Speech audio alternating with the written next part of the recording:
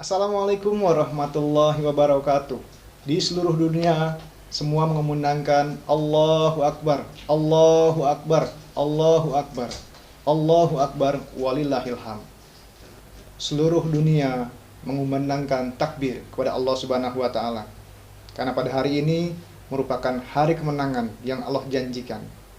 Bersyukur untuk kita sudah menyelesaikan ujian dan juga mendapatkan hadiah-hadiah dari Allah selama 30 hari di bulan Ramadan. Mudah-mudahan kita semua mendapatkan semua kebaikan di bulan Ramadan.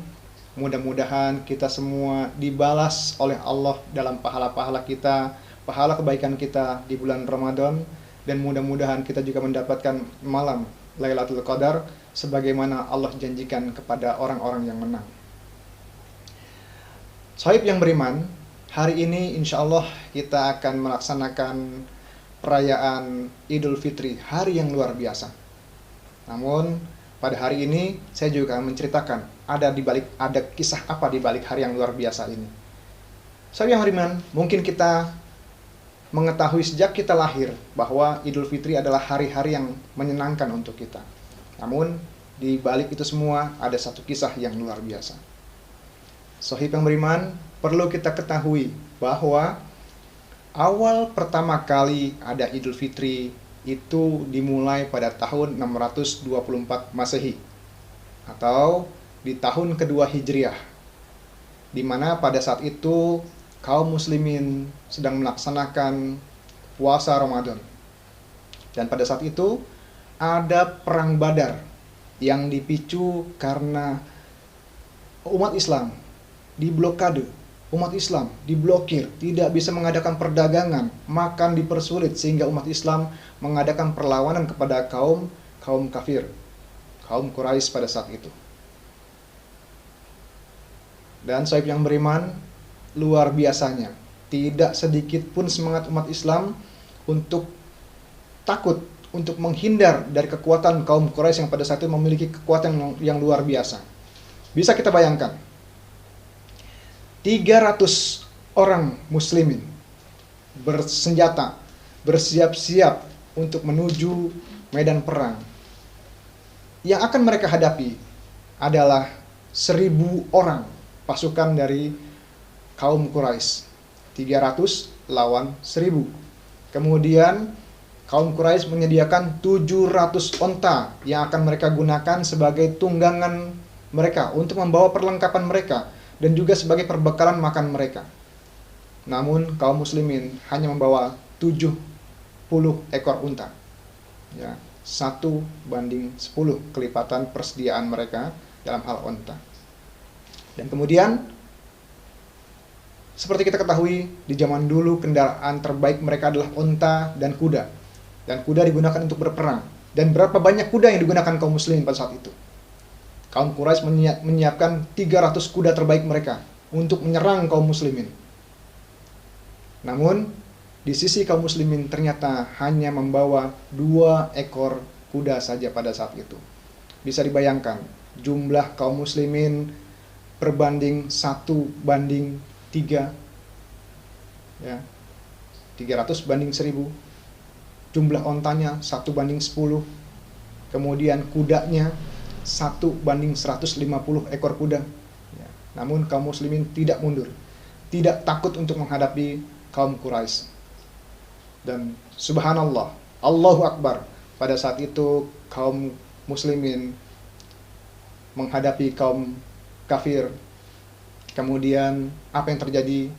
14 orang-orang terbaik pada pasukan Badar pada saat itu menemukan syahid, berbanding dengan 70 orang mati bagi kaum Quraisy, ditambah 70 orang menjadi bahan tawanan kaum muslimin pada saat itu. Ya, alhamdulillah Allah berikan suatu kemenangan di bulan Ramadan di tahun 2 Hijriah tersebut, sehingga pada saat itu umat Islam bersenang-senang menghadapi hari yang Allah muliakan ini. Ya, membedakan antara 2 hari kemenangan, 2 hari perayaan orang-orang kafir pada saat itu. Orang-orang kafir pada saat itu memiliki hari Nairus, ya, dan Mahrajan, di mana 2 hari ini mereka isi dengan foya-foya, mabuk-mabukan, tari-tarian, dan yang lain-lain yang sifatnya adalah bersenang-senang, berpesta pora. Ini adalah merupakan sumbangan atau warisan dari bangsa Persia pada saat itu, sehingga diteruskan oleh kaum kafir Quraisy, ya. 2 hari raya ini kemudian Allah gantikan dengan hari yang lebih baik, yaitu Idul Fitri dan Idul Adha. Nah, kaum yang Allah rahmati, sahib-sahib yang beriman, pada saat itu kaum muslimin baru saja memenangkan perang yang luar biasa. Letih, lelah, yang kemudian tetap mereka akan melaksanakan peringatan, sehingga Rasulullah pada saat itu yang sedang kondisi lelah tetap memberikan khutbahnya, tetap datang ke dalam masa perayaan tersebut dengan keadaan bersandar pada Bilal bin Rabah, ya.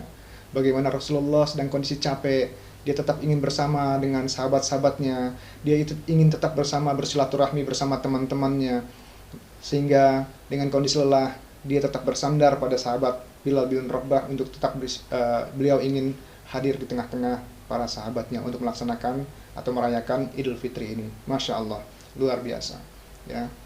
Kemudian umat Islam mengisinya dengan suatu perayaan.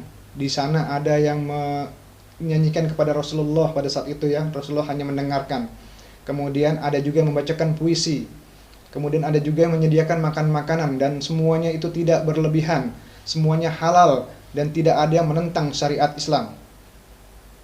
Insya Allah, begitulah bagaimana Rasulullah merayakan Idul Fitri atau hari-hari kemenangannya bersama umat Islam. Kemudian berkembang perjalanan pada masa pemerintahan Mamluk tahun 1250 sampai dengan 1517 Masehi. Mulai ada kebiasaan-kebiasaan, ya. Di sana ada bagi-bagi hadiah dari seorang penguasa kepada rakyatnya. Bagi-bagi hadiah kepada orang-orang yang tidak mampu, ya. Kemudian dilanjutkan dengan kebiasaan-kebiasaan lain di tempat lain, seperti di zamannya masa Abbasiyah, yaitu perayaan di mana penguasa membagikan duit kepada masyarakatnya, membagikan makanan kepada masyarakatnya, ya, sehingga perayaan Idul Fitri benar-benar dirasakan oleh semua kaum muslimin dan oleh semua rakyat pada saat itu tanpa terkecuali, baik kaum muslim maupun non muslim. Insya Allah Idul Fitri kita kali ini akan membawakan suatu manfaat yang luar biasa, ya. Kemudian ada juga kebiasaan untuk menyelesaikan zakat, sehingga ada proses di sini, proses kemenangan secara fisik. Kita dimenangkan dalam hal kemenangan dalam perang Badar yang Allah ganti dengan kemenangan secara psikologi, kita diganti dengan perayaan hari kemenangan, dan juga ada unsur kemenangan sosial di mana umat Islam memenangkan suatu perkara, yaitu perkara perang dan perkara menyelesaikan ibadah di bulan Ramadan. Dan bagaimana dengan umat Islam? Masya Allah, umat Islam yang ada di Indonesia juga memiliki sejarah yang luar biasa, di mana ada yang memberikan satu warna di Indonesia ini, yaitu adanya wali-wali Songo yang memberikan penyebaran Islam di Indonesia. Bahwa Wali Songo mengadakan kebiasaan, yaitu yang sering kita dengar, lebaran ketupat, ya, yang ada di beberapa daerah, di mana lebaran ketupat itu adalah mempunyai makna kupat, yang artinya mengakui kesalahan kita dan kita meminta maaf kepada saudara-saudara kita. Maka ada baiknya kita mengisi Idul Fitri ini dengan bersilaturahmi, dengan mengunjungi sesama, dengan saling berbagi dan saling meminta maaf. Dan kami atas nama Bani Muhammad Channel mengucapkan taqabbalallahu minna wa minkum minal aizin wal faizin, mohon maaf lahir dan batin. Assalamualaikum warahmatullahi wabarakatuh.